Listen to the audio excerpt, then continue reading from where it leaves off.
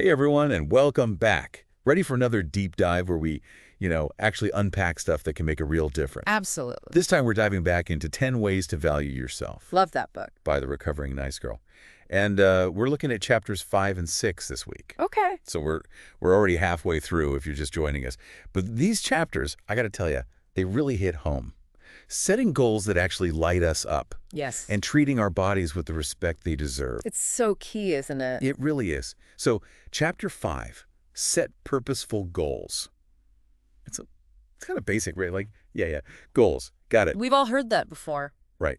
But she really digs into why we often end up chasing things that honestly don't even matter that much to us. Yeah. It's so easy to get caught up in what we should be doing instead of what truly lights us up. Totally. And that's where this whole idea of dreaming boldly comes in, which I love. Oh, it's such a good reminder. It's like give yourself permission to want what you want. Exactly. So think about a time you were totally absorbed in something, like maybe a hobby or a project you were just like obsessed with. All the time. For me, it's What is it for you? gardening. When I'm out there getting my hands dirty, I completely lose track of time. Totally. That's intrinsic motivation in action. You're doing it because it brings you joy, not because you're trying to win a prize or impress anyone. Exactly. And that's the energy we need to bring to our goals. Yeah.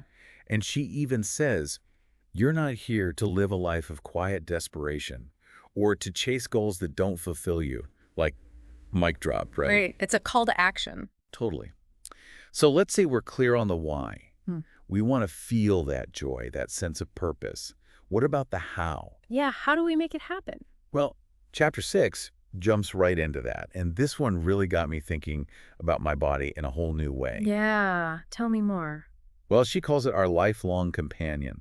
Not something to be criticized or controlled, but honored and cared for. That's beautiful. It makes you realize how often we talk to ourselves in ways we would never talk to someone we love. Oh, 100%. Yeah. And it's not about being, obsessed with every little thing. It's about making choices that support our well-being. Exactly. It's the small, everyday things that make a big difference over time. Like, what are some things that you do to, show your body some love?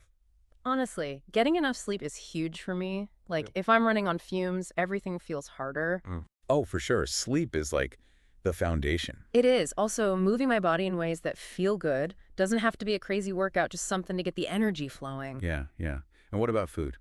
Food is fuel. I try to nourish my body with real whole foods as much as possible. It makes such a difference in how I feel, both physically and mentally. Right. It's all connected. Totally. Okay, so to wrap this up, setting meaningful goals and taking care of ourselves, those are acts of self-love. Big time. It's about making choices that reflect how much we value ourselves.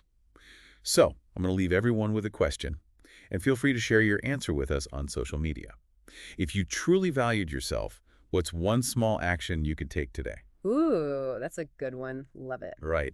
Okay, everyone. Until next time, keep exploring and keep growing. Bye, everyone.